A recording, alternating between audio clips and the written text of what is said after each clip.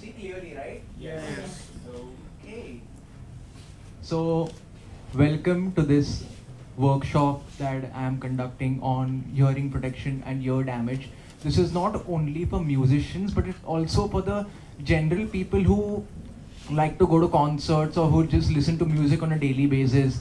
I think it's a very important subject that I think that many youngsters especially are ignoring because they feel that like when you're going, suppose if you're going for an eye checkup, why do you go for an eye checkup? Because there's a problem.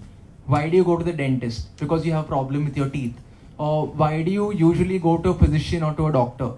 Because there is some problem that you are trying to resolve, which you need to first get to know about.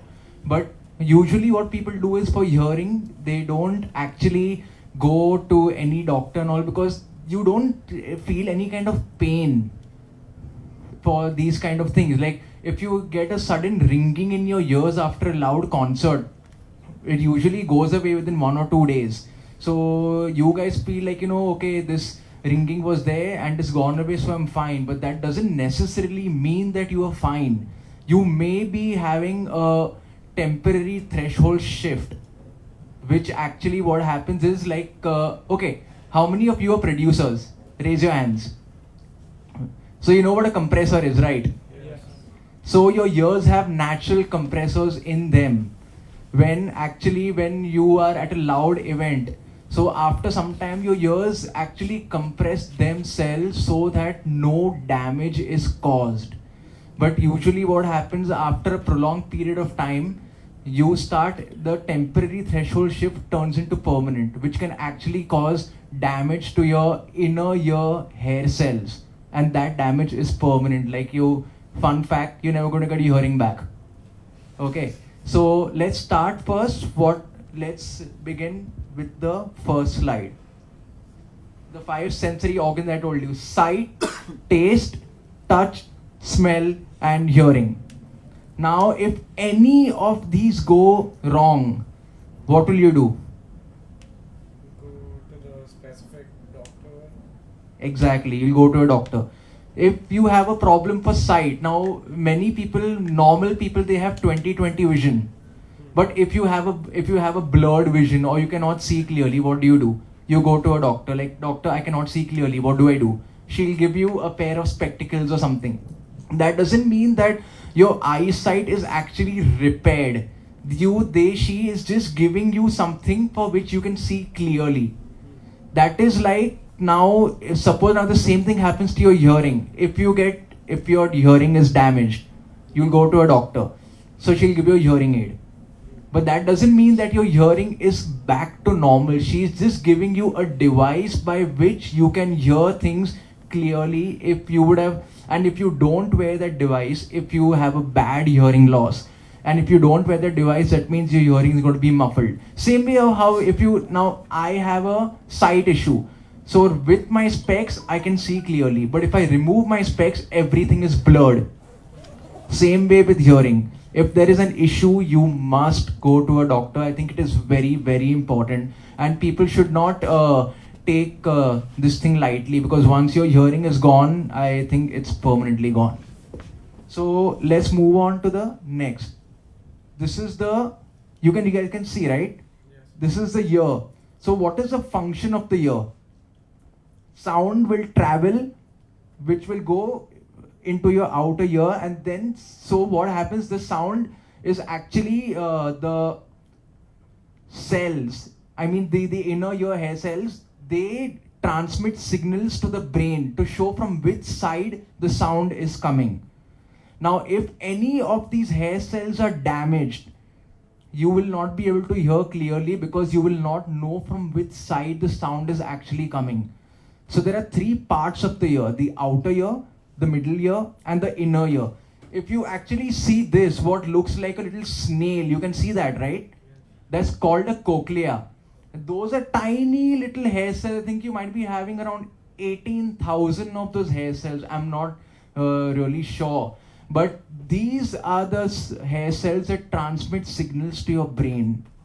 So if these hair cells are damaged, or if you have a problem in the middle ear, which is related to your bone, or if you have ear wax. Any of these issues can cause permanent or temporary hearing loss. If you have ear wax, then what do you need to do? You will not be able to hear clearly, so you need to go to the doctor, to an ENT especially, and get yourself checked. The ENT will see whether you have wax in your ear or not. If you have wax, then once that wax is removed, you'll be able to hear clearly, because that wax is actually blocking and muffling the sound that is being sent towards your brain. So your ear cannot give a clear signal.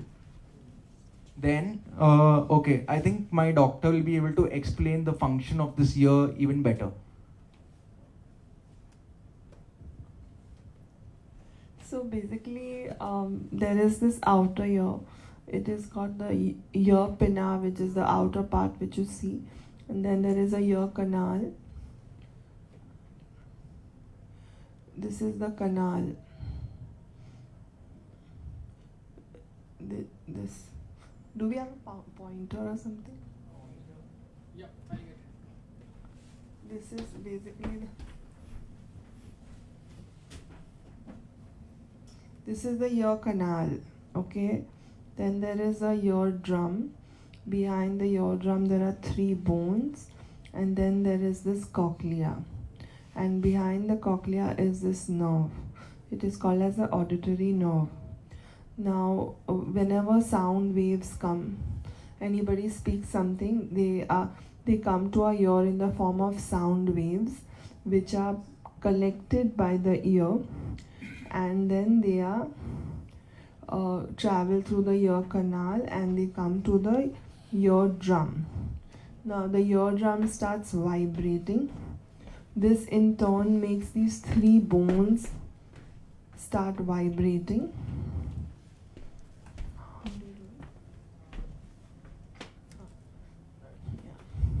So there are these 3 bones here, 1, 2 and 3. They start vibrating, which magnifies the sound which has reached the eardrum. And then from here the sound impulse is connected to the cochlea. Inside the cochlea there are millions of hair cells which kind of get stimulated, and that converts a sound energy into an electrical impulse, which is conducted by this nerve to the brain. The brain analyzes the sound and then you figure it out what is being said. So any problem in any part of the ear, as he said, some wax over here, some infection in the eardrum, some problem with these bones, problem in the cochlea or the nerve, can lead to a hearing loss. Thank you. So let's have a practical example of this. I want 4 people to come down here. Anyone? Come.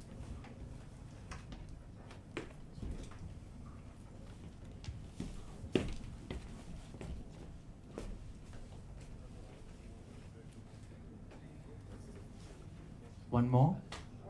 Okay, Doc, you only come.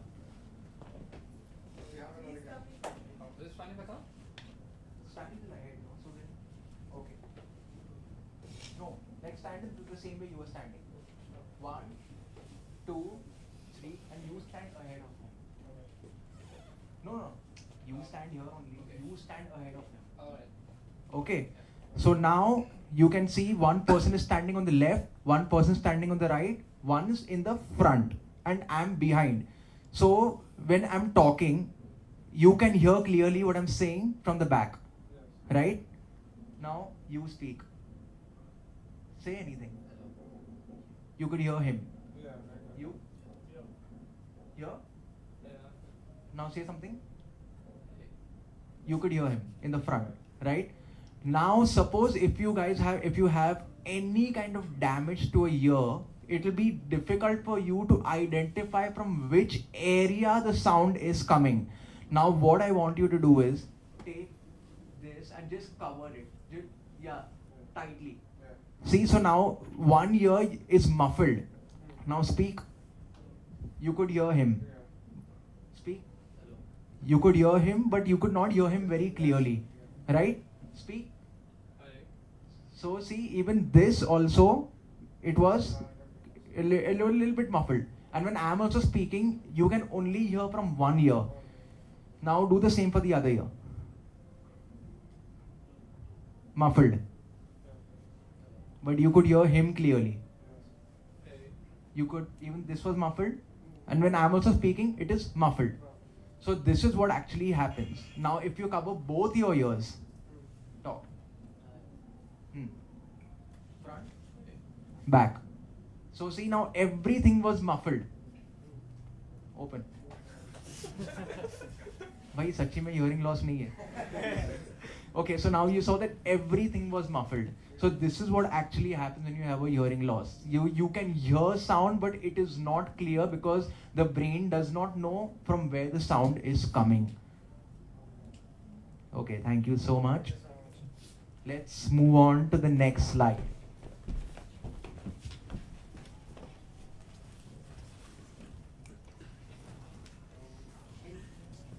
So see, over here you can see the cochlea even more clearly. It looks like a snail. So when the sound is going to your ear canal, that time this cochlea is what sends signals to your brain, which actually through which you can get to know from where the sound is coming. Now, if the hair cells are damaged in this cochlea, it will be difficult for you to understand from which part is the sound coming. Now, okay, the types of hearing loss and their causes. Let's see. Okay, conductive hearing loss. Okay, I think this doctor will be able to explain even more clearly. Go in the back slide. In order to understand, they'll have to go to the previous slide. It got disconnected. पूरा disconnect हो गया. Just remove it.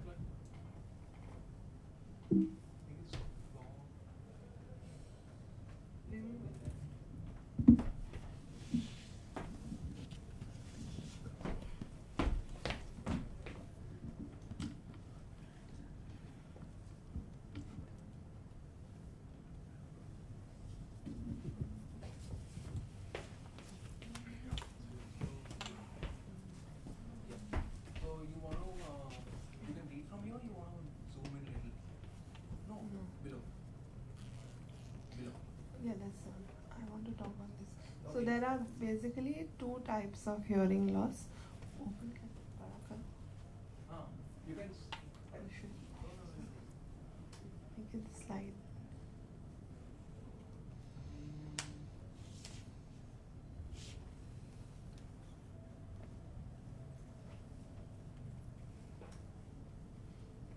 Make it in the slide mode. Sorry.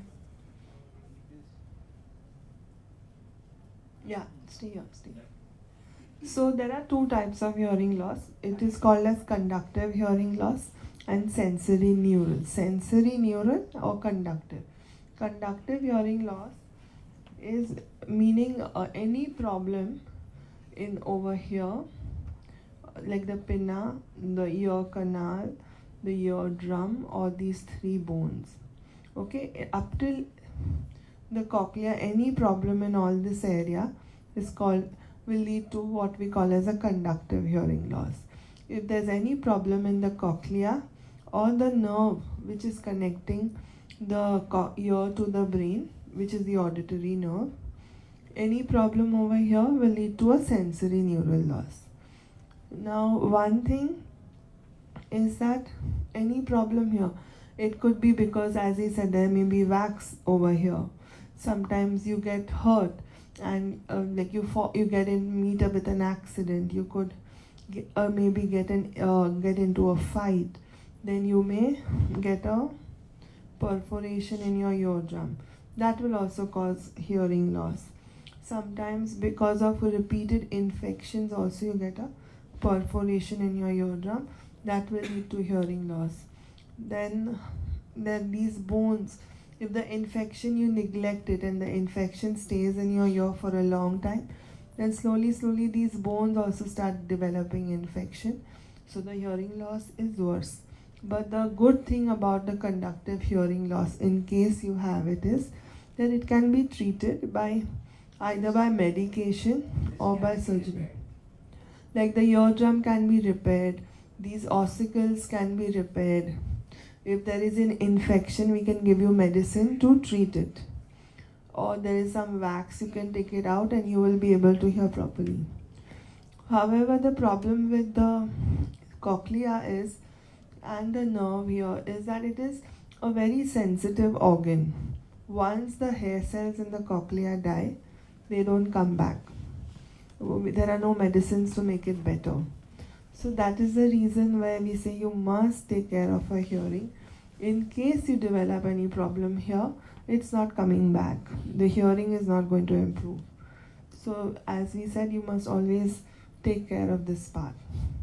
Now, one more thing I wanted to add to the what you all were discussing in this thing when this experiment was, like, it's, we all feel, oh, I can't have hearing loss. But some of the pointers that you may want to look for when you are having hearing loss, which may lead you to feel, yes, maybe I have hearing loss, is that ringing in the ears.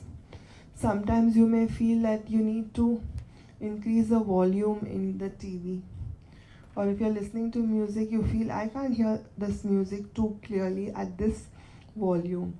I need to increase it. Or there is somebody, your friend is telling you something, and you have to keep asking, can you repeat this please? Can you repeat this please?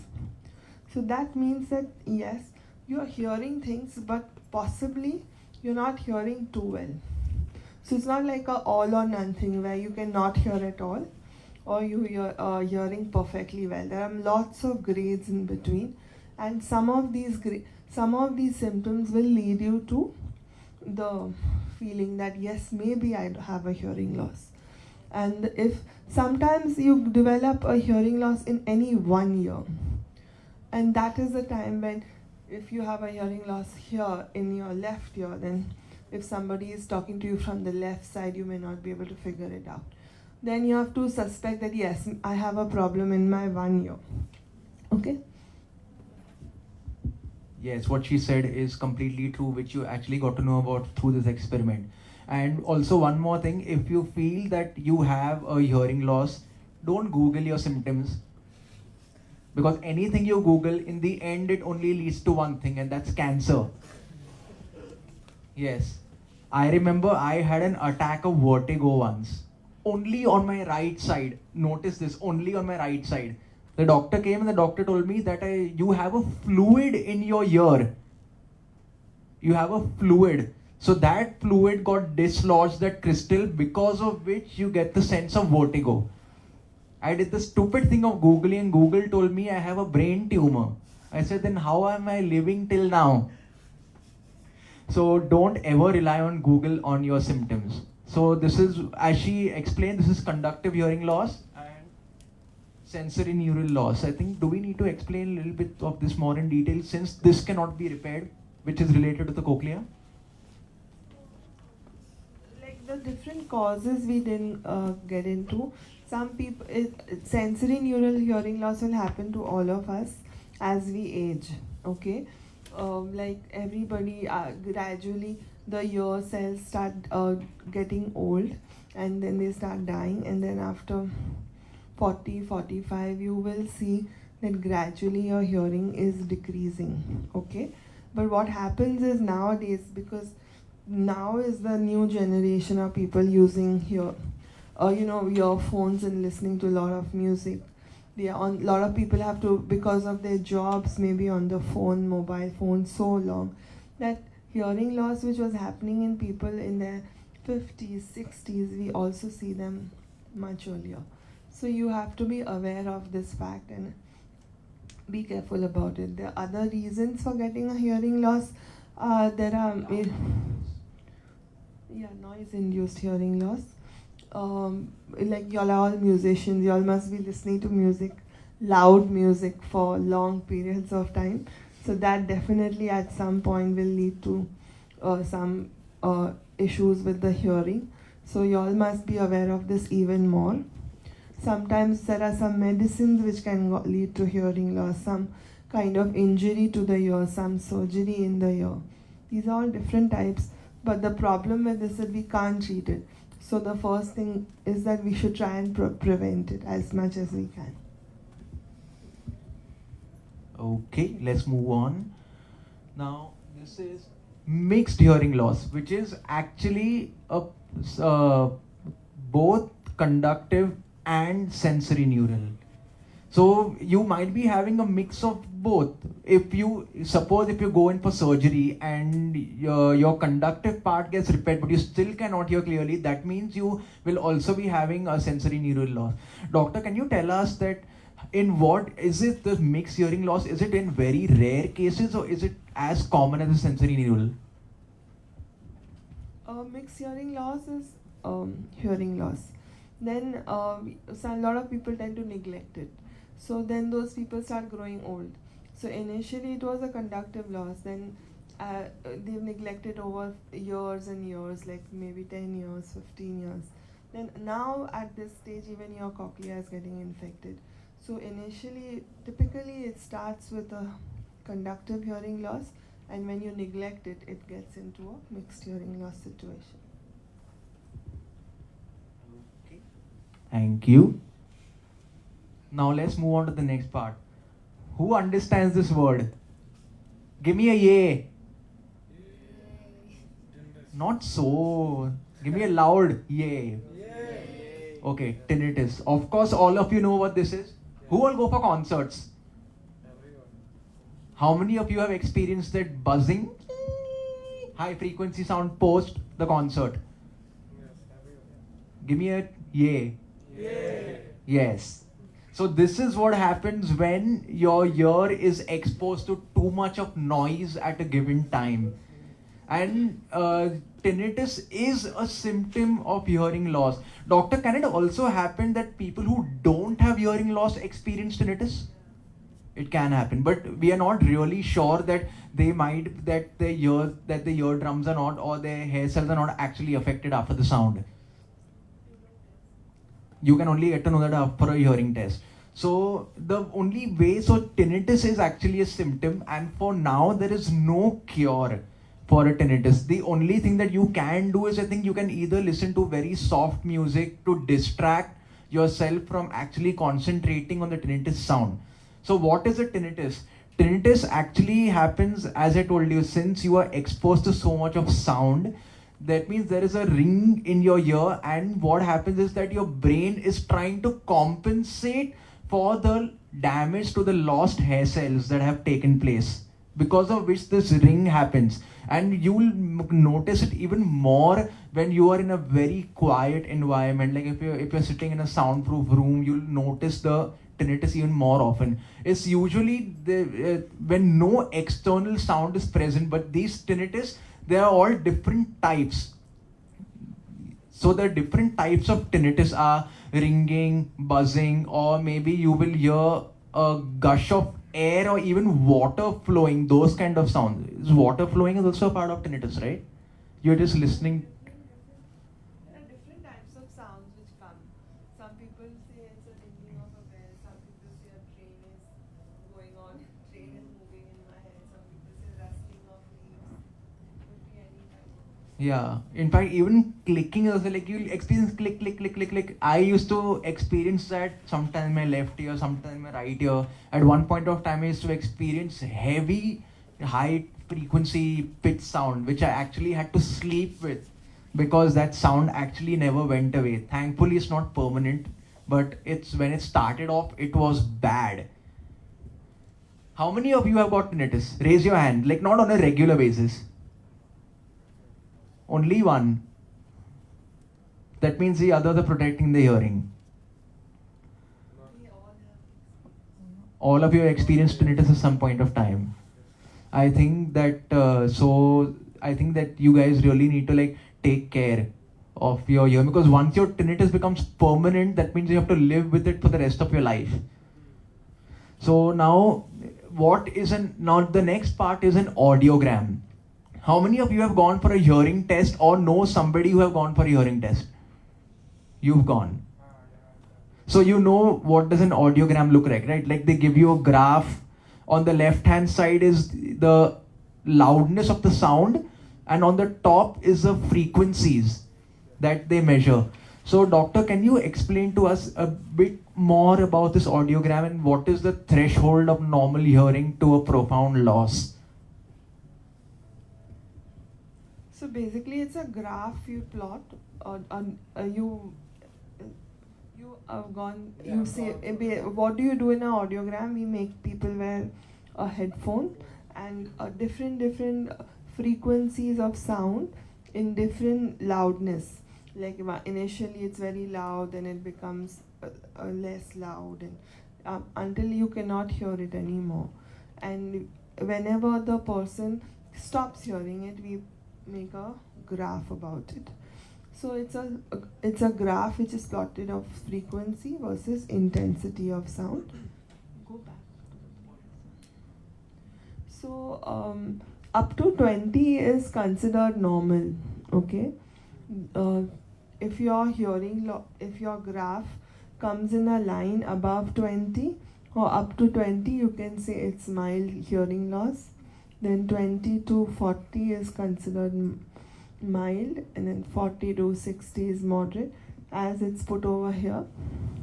Basically, it's if you in a realistic terms, what it means is like your line of graph should be above 20, then you are considered normal. Then if it is between 20 to 40, then it is like a warning signal to you. Baba, abhi sambhal ja, nahi to problem hoga. You know, at least for your age group. I mean, people, as we grow older, it is going to become worse. But if you start going below the mild, then slowly it's only going to go downhill. So better be careful. Use less of music, or if you have to, then protect your ears. So I think once it goes to the profound level, I think it's around 100 to 120. That means it would be very difficult for you even to listen to the loudest of sounds. So just make sure that you don't have to, you don't have to go to that level, but just make sure that if you are suspecting that you have a mild loss, you should start taking care even more than what you're actually doing now. So let's look at this speech banana. So this is interesting because this is what actually tells you what frequency, what type of sound is there. Now, I cannot really see this thing clearly, but if you notice up at 8000 hertz, you've got all your consonant sounds, S, T, P. So if you have a loss that is affecting your high frequencies, you will not be able to hear those consonants very clearly. So doctor, can you explain a little bit about this speech banana? In this way, the most important thing is that the normal tone which we talk to with each other comes in the frequency from 125 to 2000. So if there is any hearing loss in this frequency range, you will have difficulty in hearing spoken speech. Like what we are talking will be difficult to hear. Then 2000 onwards is considered as high frequency hearing loss. In this situation, as he said, some consonants you will miss, but more importantly, you will have difficulty when you are in a noisy background. Let's say you're in a restaurant. One-on-one, you will be able to hear properly, but once you go to a restaurant, there are lots of background noises around you. In those situations, you will not be able to hear. So in layman terms, in the way how it is really applicable to us, it is that, so basically what they are trying to say, speech banana, like up to 2000 frequencies, most of the words that we speak come within that range of frequency. Very few are beyond the 2000. So that's why we call it the speech banana. Thank you. But doctor, what about all these sounds that happen below? I mean, like as you see at about 100 dB is a motorcycle sound. So like it in how much of time, after how much of exposure do you think that this kind of level of sound would cause damage? because we are on the road every day, we are walking, or we are maybe in the train, we are in the bus, and there is noise all around us. No, basically it is showing that when you see a motorcycle riding by, the sound generated by the engine of that motorcycle is this loud. Then the vacuum cleaner is around 70 dB. The dog barking is around that. It is telling you the intensity and the frequency. Like the frequency of sound which is heard when a motorcycle is going, it would be in that higher frequency range. That's what it's showing. Yes, that we know, but I'm saying that all these all these kind of sound that are over 100 dB, like a piano is at this much. So, and after how much of exposure would this dB of sound actually cause damage? That's very unpredictable. Because many people, they're actually riding motorcycles themselves without any kind of ear protection. So that means it is causing some kind of exposure to them. Yeah, and it's noise pollution we talk now. When we are outside on the road, you have lots of horns are honking away. There are lots of cars around, trains around. So that is causing a hearing loss. So, but it is very individual. I can't, like some people develop a hearing loss after a very short exposure of hearing loss. Some people take it's longer. So I cannot say, okay, you are listening to so much music, tomorrow you will. It's very different for, yes, it's very different for everybody. This is what doctor was talking about, your normal from 0 to 20 dB is considered as a normal hearing. So this person's hearing is normal. If you go anywhere below this threshold, it means you will be having some kind of hearing loss this way. So, okay, let's see what does this say. Okay, so children with mild hearing loss will have trouble understanding speech or people talking from a distance or in a noisy environment. So, do you think that for mild hearing loss, you really don't need a hearing aid, do you? What do you need to do if you have a mild hearing loss?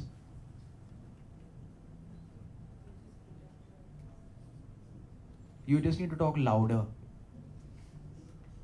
Then this is where the real problem starts. If you have a moderate hearing loss, it goes 40 dB and below. Then that means you are having really great difficulty in understanding speech or in any kind of sound, because even if you're listening to music, since you already have this hearing loss, some of the consonants or some of the high frequency parts of your music are muffled. So right now I'm talking to you, it's like this, but if you have a hearing loss, you will sound like this. It will be completely muffled, you will not be able to hear everything very clearly. And if it goes even below that, that is severe hearing loss. That means this, I think at this stage you would need a hearing aid. Hearing aid, yeah, usually from moderate onwards you would need a hearing aid, but it depends on, I think it depends on the person's sensitivity to sound. It really depends on person's need also. If a young person is going to school, going to college, he needs to hear everything that is being spoken. So any person of this kind of a hearing loss would need a hearing aid.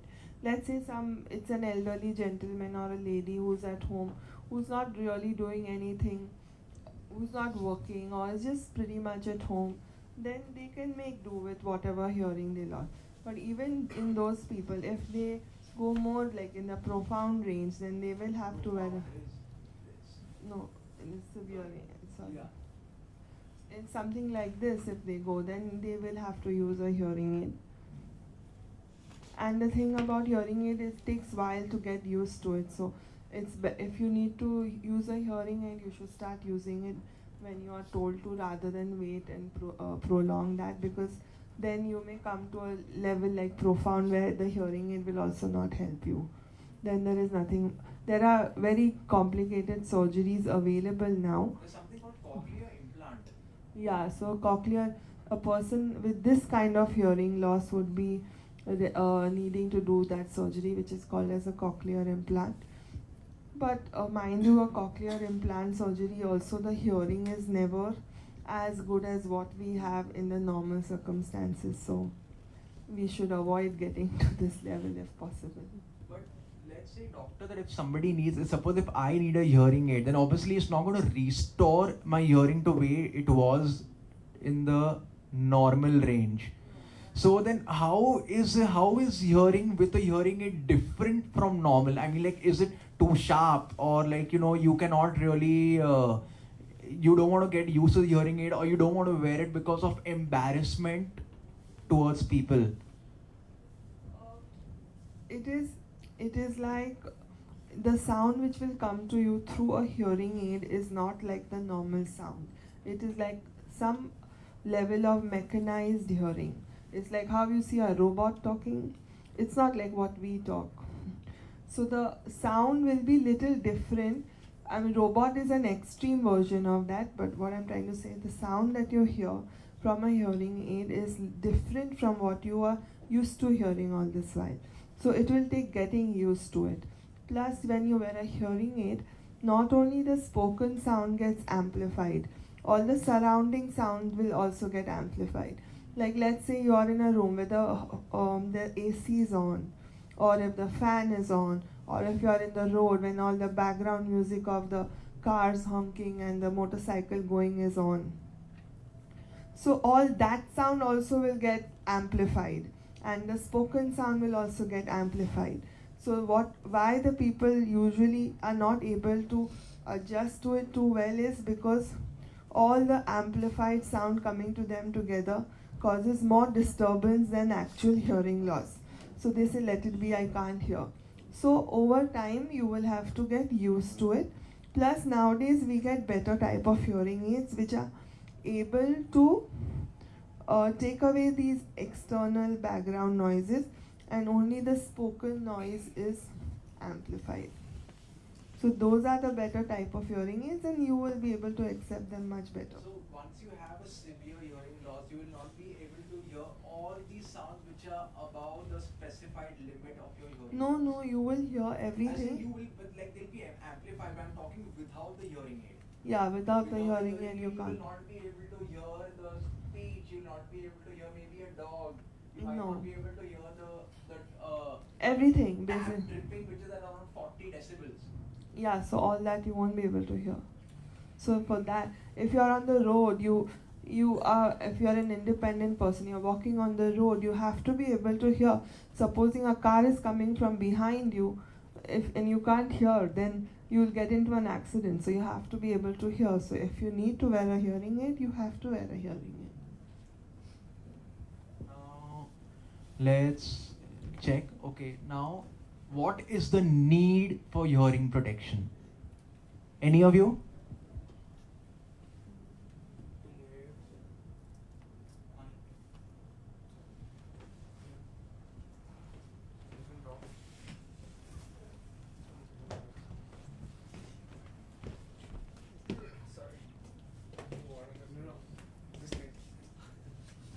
I just said to hear everything you need hearing protection. Yes, to hear everything. You don't need hearing protection to hear everything. You need hearing protection to protect yourself from damaging sound, so you can hear everything later. Any other reason? You need, so as we are music producers and sound engineers and performers and everything, we need to have like the main sense which we use is our hearing, so we do need to take care of it, definitely. And that's that. Does water damage the ear? Sorry? Water. Infection of the like swimming Yes. and all the water. I think that you really like, especially at least what I used to do and I still continue doing is that when we are having a shower, we tend to put water in our ears and tend to clean it like that. Don't do that, because that once the water gets, I think that can also lead to a muffled hearing. Doctor, can the water inside your ear cause damage? Yeah, I just said it can lead to a fungal infection. So you don't need to clean your ears. Our ears clean themselves. And in fact, You don't need to put a earbud. Yeah. And some people put oil inside. Yeah, That's yeah. more dangerous, right? Yeah. With that, Can, in the olden like- times and all that. you have I think there's something known as a wax candle therapy. Yeah. but I don't think that is really like required. I don't think that you need to do that, because like of course they say that the wax will melt and you'll get everything out. But I don't think, because sometimes the wax is actually beneficial to the ear. So I think that once the wax is there, I don't think that many creepy crawlies can get into your ear when you're sleeping. The wax is just there to Protect the dust from entering your ear. or creepy crawlies. Like I saw one article once where there was an insect or a lizard in a woman's ear, and she only got to know about it after 2-3 days. Imagine how scary that is. Like you're hearing a buzzing sound, and so like you can't even put on your headphones, because then the lizard will see how bad your mix is. So I think that is not really required. So we have one special friend of mine over here. Rushad, please come down.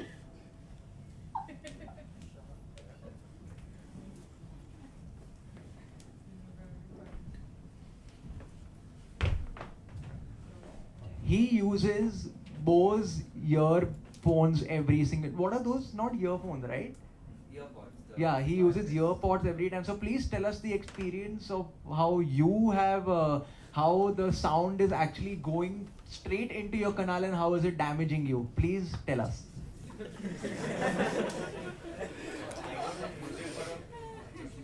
use it for a prolonged period, and I don't know, you all might know that some of them go in deeper into your ears, whereas some sit out shallow into the ears. So the complete wireless ones that are there, like Bang & Olufsen, they have a larger tube, so they go all the way in. So that is literally touching your earbud. Whereas this, they gently sit outside, and well, Bose, it's good for audio technology, so it's not very jarring on the ear. But I do listen to a lot of music, so he has always advised me don't But listen. doctor, even though these are not going completely into your ear, can it still cause damage due to the exposure? Prolonged use? So basically, it's not about how deep the your phone is. It's not going to reach your eardrum. Your eardrum is quite inside, but so it doesn't really matter like how inside your phone is going or whatever that tip is going. It's all about the loudness of the sound and how long you hear it. So if you are hearing a loud sound for long periods of time, it is 90 dB. If anybody hears sounds of 90 dB, Raise your hands. you're not supposed to be hearing. But people who are working in like mills, mill workers, and working in industries, they have that. Yeah, who are loading the aeroplanes, removing luggage from the aeroplanes. That kind of people, if they hear that loud sound for, it is said that if they hear it for more than 8 hours in a day, over a period of time, their hearing is going to go away. So you are not supposed to be hearing. It is not about the quality of your headphone or the. It is nothing about that. It is just the volume and the type. But doctor, can it also happen? I mean, like, suppose if I'm not listening to a jet engine for 8 hours a day, obviously, but it's also depends on how sensitive the person's hearing is. Like I can listen to a jet engine for 2 minutes, and next time my next moment, my ears will be ringing. So that is one of the need for hearing protection if you're listening to loud volumes in factories especially, or in aeroplanes, and even also concerts and even festivals. Like not only these concert festivals or these beer festivals that you guys keep on going to, and they have all these bands playing, but like even Diwali, or like all in September Ganesh Chaturthi and all happen, so they are constantly playing those loud trumpets and all the dhol and all you see people are playing, that is horribly loud. So I think especially when you're stepping out, you guys need to take a pack of these. I'll explain to you what these are earplugs. So even even for a Diwali, now since I already have a hearing issue, I think I'm more sensitive. So if there is even a startle of a bomb or anything, it scares me, because That is how I think my hearing has become more sensitive after the loss. Like I can't even take the sound of a mixer grinder. So, and one more. Okay. As I said, environmental sounds. Doctor, what are the environmental sounds that would actually cause damage? That's what I said, was listening. Yes. Working factory workers, mill workers, workers at the end of the Frequent usage of earphones and headphones. Rushad. The So- jet sound also now, it's really deafening. Means I used to work for Jet, and the engineers over there or the ground staff, everyone at any point of time would always have either those headphones on to cover the ears or what we Those are called earmuffs. earmuffs, sorry, I don't know what it's called. They always had that on, and even when we used to work in the aft and the door was open and the APU is on, trust me, you go out, you can't hear your own sound. It is that loud. It is that loud. Yeah. You have to wear some form of protection. You know, I think that not that it causes any less damage, but compared to earbuds that you get with your phones, I think if you take the over-the-ear headphones, I think that is a little bit much safer. What do you think compared to the ones that go straight into your ear canal? It's the volume and the exposure, but we say as I said, 90 dB. I would say if you are used to hearing your in profession of that, 60 dB is considered to be a safe sound level of sound to be hearing, and 90 dB not more, or 100 dB not more than an hour. That's what. And how do you know this? We say typically is that when you have your phone or any music system, you shouldn't go more than half of that. The dial is there, so stay at the midline or less. Don't go more than that. If you are to go more than that, even in your phone, more than half, then not more than an hour. It's going to cause you over a period of time damage. So I don't think really, of course, if you have an infected hearing piece or something like that, I don't think it's anything to do with that. I just feel if it's that your phone or the headphone, whatever, if you hear loud music, it is going to affect you at some point. Yeah. So when you're flying by an aeroplane, usually they give you earplugs or something to hear videos or music on. So does that protect your ears from the flight? Sometimes people start getting ear pain when they're flying because of the altitude difference. That is because of difference in Does that pressures. do the earphones or something protect that? No? The pain in your ears when you're flying is because of change in pressures. It's a totally different issue. yeah, but that also can cause temporary hearing loss. Yeah, it's just because your ear has not adjusted to the change in pressure. Once it adjusts, then you will hear properly. And it's not got anything to do with that you're just using for your entertainment. So how do you know that how loud is too loud? Anyone?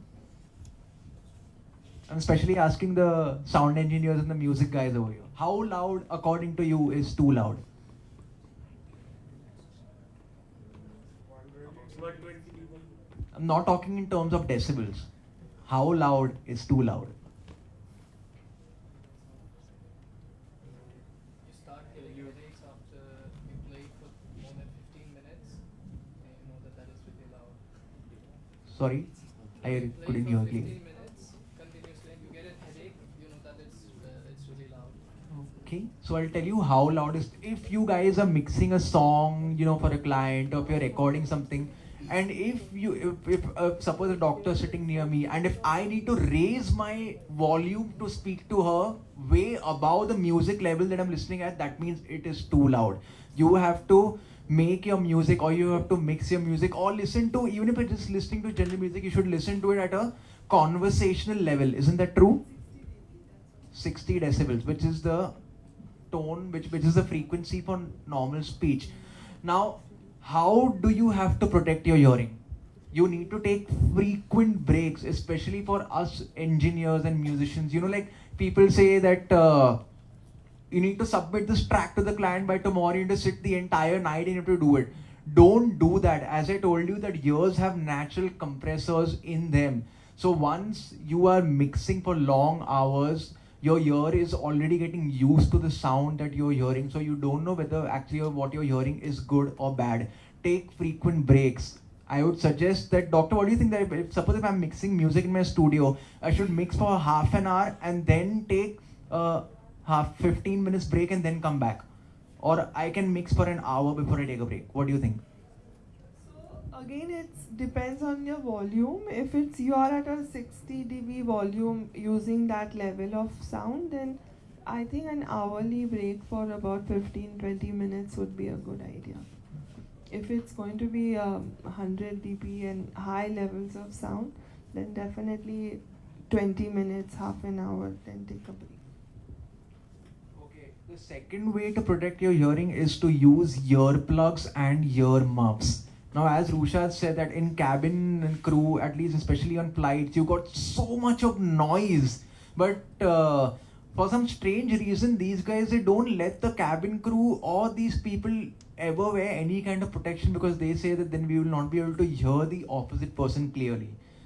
But if you have a hearing loss, you will anyways not be able to hear him clearly. We So- are inside the aircraft. I'm talking about the people who are working on the ramp. Yes, on the land, but at some point of time, even you're going to get out of the flight, right? Yeah, but that time the engines are shut, the APU is shut, so we are not exposed. No, but I'm talking about, let's say that, suppose as passengers, as normal passengers also, when the plane is about to take off and we are boarding, and that person at the gate, he's tearing the boarding pass, that loud engine sound that is there, that is causing permanent damage. It's But the runway is way far away from where the boarding is happening, so you can hear a little bit because the engines are really loud. That I don't think. once you actually get closer to the flight, because I've experienced this many times myself, like it's so loud that I can't even hear my own mom speaking. So when you are going, take these kind of earplugs with you. They are just like normal earphones only. Just put them in your ear and the sound gets complete. It doesn't get completely blocked out, but it gets muffled to a certain level where it's not causing damage to your ears. It's protecting your hearing from getting damaged.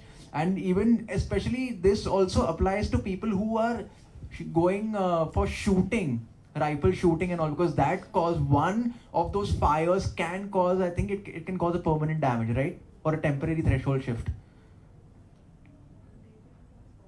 It can, rifle shooting can cause permanent damage. That's why if you see all these, yeah, you will see those big fat headphones that people are wearing. That is there to protect the hearing from the, I think, doctor, what's the sound level of a gunshot? I'm assuming, yes, 100 to 120, 120 dB is actually threshold of pain.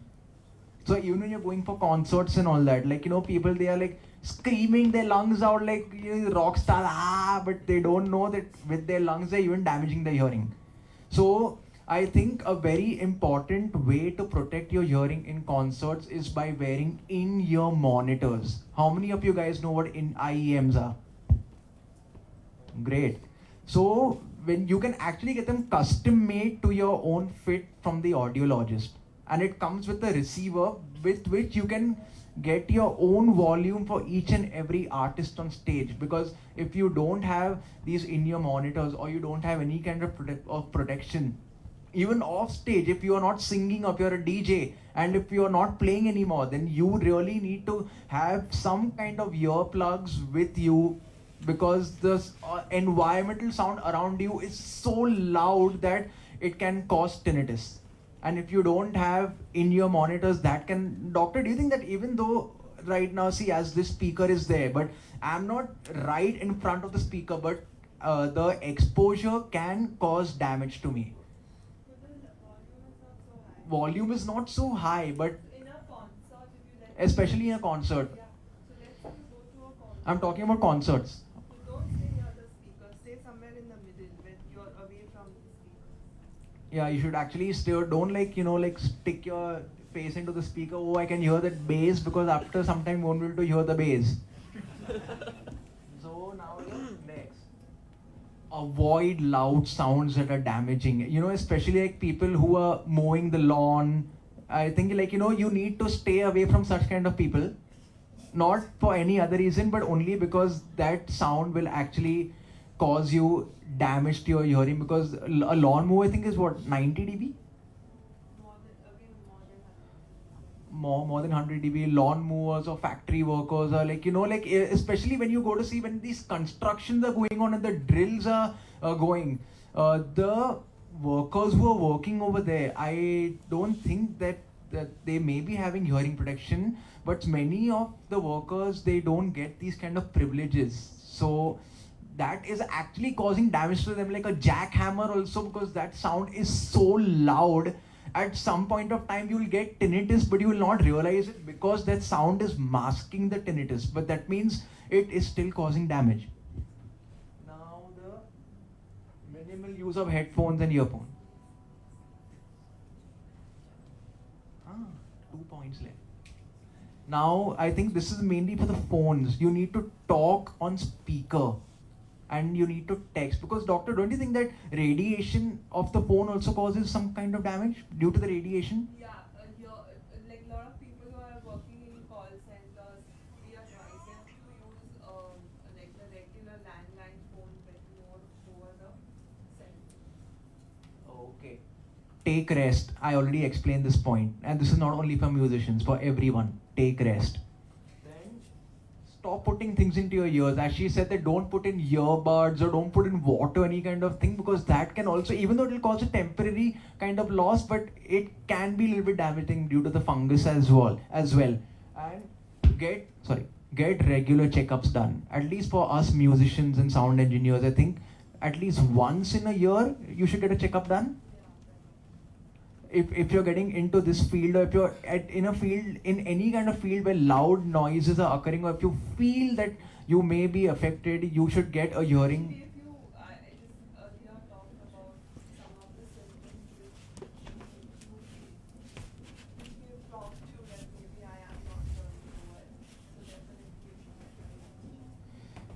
Yes, now get tested. I think like you can go to different kinds of hospitals. You can even go to a private clinic of an ENT or an audiologist, and they will get your test done there. At least once in a year, at least all musicians should get their hearing checked. Like, don't take it lightly, especially even for normal people who are going to concerts. If you feel that you're experiencing tinnitus after the night, don't take it lightly. Go get it tested. Your hearing may be normal, but it's always good to get tested, because you never know, because once your hearing is gone, it's never going to come back. And the problem with youngsters today is that they don't actually take this thing seriously until the damage is so bad that you straight need to go in for a hearing aid. Like people in their 20s are going to doctors to say like, doctor, I can't hear.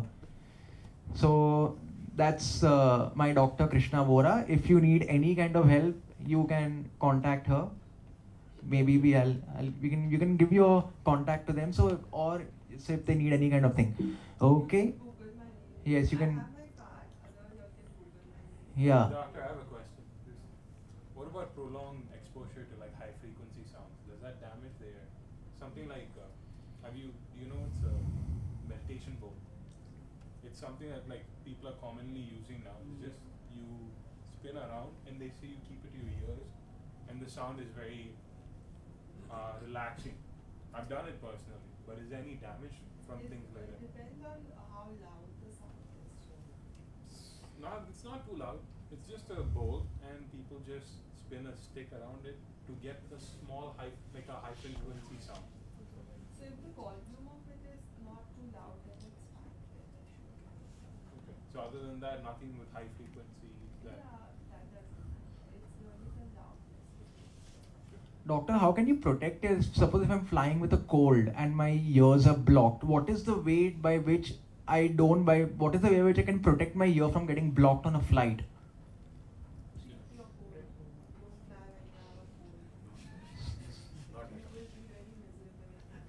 No, but suppose like if you don't have an option, like at one point of time I didn't have an option, like I had to fly to Bhopal on an urgent basis with my mom, And after I got off from the flight, I couldn't hear anything from my right ear. It was completely blocked. So in such kind of situation, like what do? Maybe you have to chew on some chewing gum. You have to have something hot. That is for normal people. If you have a cold, then you have to treat your cold early. Because when you go fly up, you will be much more miserable. So treat your cold before you go. Doctor, I have a question. What are the symptoms that you need to look out for ear infections, like the fungal ones? There will be pain. There you may feel your blockage. Some people feel some liquid is coming out. Mucus from the ear. Oh. I think that Pus also. coming out from the ear. Yeah. And hearing loss. Yeah. Like also the one reason, like as I said, like trauma can also cause hearing damage. So 2 minutes. Trauma can also cause hearing damage. That only, as she said, if you get into a fight or anything. Same thing also happens if you're in a relationship. If your girlfriend tells you shopping and you say no, her chappal might cause permanent hearing loss. Okay. Doctor, do we have 2 minutes? I'll just show them that YouTube, that decibel of sound. Yeah. Just. Can you explain that a bit till I open? So he'll just show you a video. It's basically, it's very difficult for us to really realize what different sounds are and what dB is, like what is the intensity of different sounds. So this video is just a short video which tells you what are the dB levels of different sounds which you hear in regular day-to-day life. This one.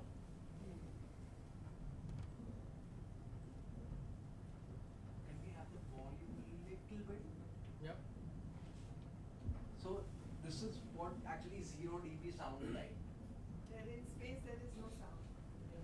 But 0 dB is the faintest of sound that you can hear. There is no sound.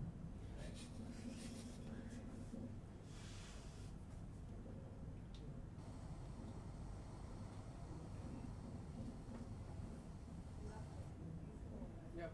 I agree.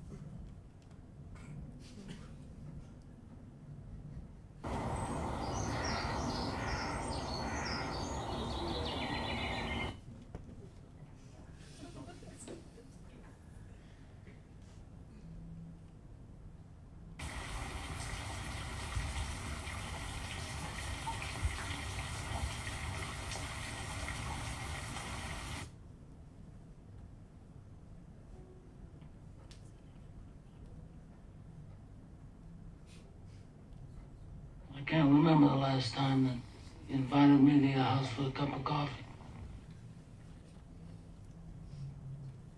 So this is where it starts getting damaging.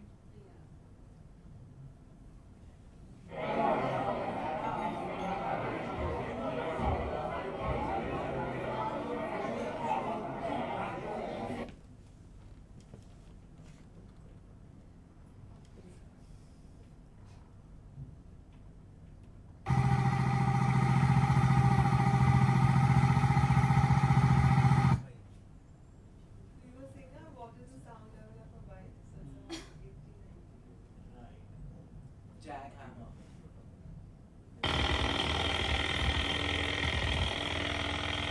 In Mumbai city. And was for us home studios.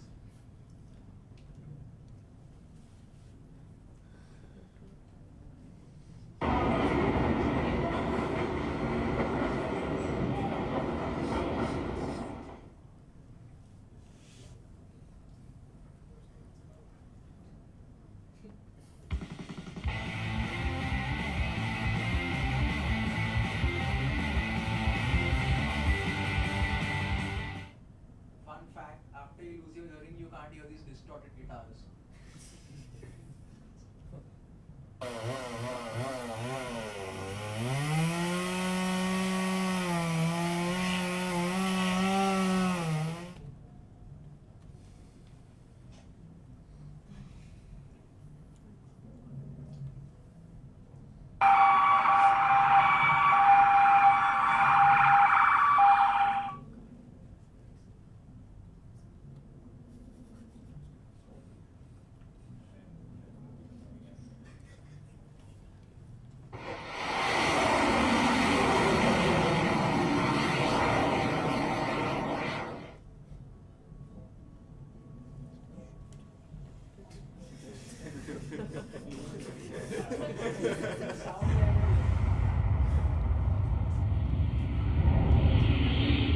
are dead and you are dead.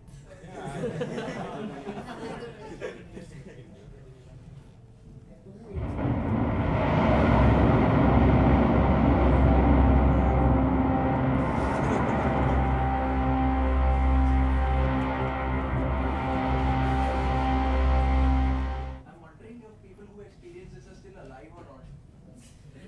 Okay, I think that was enough.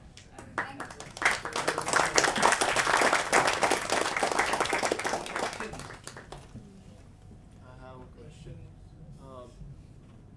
So everyone like everybody has a uniquely shaped ear canal, but then I have faced this situation in my case. Whenever I put the earplug on my right ear, it fits properly, but then on the left ear, I'll have to adjust it, and it keeps coming out often. So is it because both the ear canals are shaped differently for an individual? So, gods have made our ear canals not straight. It's not like a passage going straight, like how it is in the picture. It is like an S shaped. And he has made it like that because to protect the eardrum.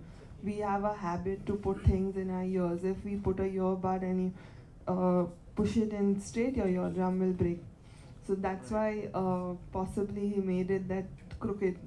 So when you actually put your earbud, you're hitting the other wall of the ear canal, not necessarily the eardrum. So yes, every person's is different and every ear is different. This is one odd question. So I have a habit of, or most of us have this habit of listening to music on earphones and sleeping on loud music. Yeah, Once that's you sleep off, do your system shuts as well? Is it or is it still hurting you? It is still going in. Your ears are still stimulated, so your ears are not getting rest. And madam, there's a hangover in the morning. Headache. After listening. I don't know, I've never slept off it. No, listening your headphones. Yes, you do tend to. I don't know. I after a while of listening. Hangover and a headache. Hmm. I've never slept off with music on, so I don't know. But possible, yeah. But your ears don't go to sleep then. I mean, they are not getting rest, so the constant stimulation is happening of the ear cells. So that's not a good idea. How many of you know the shop of shallow music? Hello, music, yeah. Okay, but you know musicians trend in on these websites, right? So go on the website and just get a pair of earplugs. So you know the types of earplugs, right? One of those foam ones, those sticky that you have to I think you have to press them and put them into your ear till they inflate back. That is not advisable because that is going to block out everything. That is the worst. I've used them myself. You can actually take these. These are the normal silicone earplugs that look like normal earbuds, like this, and just put them into your ear this way. Or you can go to an audiologist and get them custom made, which will only fit your ear canal. What do they cost? Sorry? If you get a custom made pair, how much do they cost? The costing of the custom made earplugs. It all depends. What are the costings? Because I've seen these things online, the silicone ones, and they are like for what? These? Yep. Not that, maybe not that, but I checked a few online. Yeah, so it all depends. But if you want the custom ones from the audiologist, I think I paid around 8,000 for mine. So they'll take an imprint of your ear canal with some kind of, what is it? I think that's rubber, right? Some kind of spongy material. Yeah, and then they make earplugs according to that, and that it all depends on how much, on what kind of damage you have for a hearing. So before you go to get any kind of earplug from a doctor, go and get a hearing test done, because accordingly he will be able to tell you how much of decibel reduction do you need. Like if you don't go for a hearing test, and if you have a reduction of 60 dB and you're taking a earplug of 30 dB, that means you cannot listen to anything, but anyways you have a loss. So I think it is very important for everybody to protect the hearing, especially us musicians at this young age, because then once you're 40, hi, you'll be Beethoven. Okay, he was a great musician, and I tried that myself. I tried the experiment of just turning the volume down and composing music. I failed miserably. So don't ever do this. Don't ever damage your hearing or any kind of thing. For everything else, doctors there. So even doctors can't help you. That's the Yeah. problem. That's why I'm saying that once the damage is occurred, the sense you will do that. But we also don't have any options. So that's the whole. The take-home message is to prevent it. Prevention is better than cure. Yeah. So, and especially for your profession where you all are exposed to it. Take frequent breaks. If the client says you कल गाना है, देना है, tell him कि नहीं मैं नहीं दूंगा. Simple. I think the most important thing is protecting your hearing, because like once that is gone, then you won't get business anyways. So it's better to work on a few projects than to work on many more projects that are actually hampering your ability to hear. Okay, if I talk any more, he is going to damage my hearing.